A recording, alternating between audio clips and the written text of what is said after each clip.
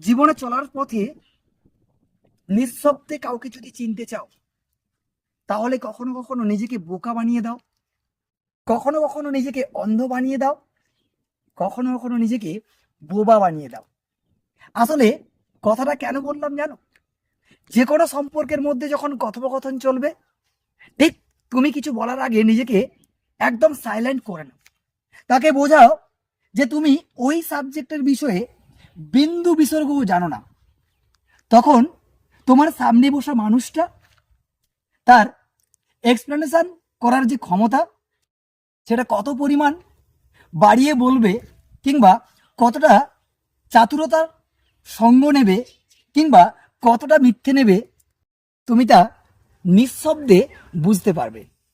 তাহলে আজ থেকে কোনো মানুষকে যদি নিঃশব্দে চিনতে চাও, নিজেকে বোকা, নিজেকে বোবা, নিজেকে অন্ধ বানিয়ে দাও।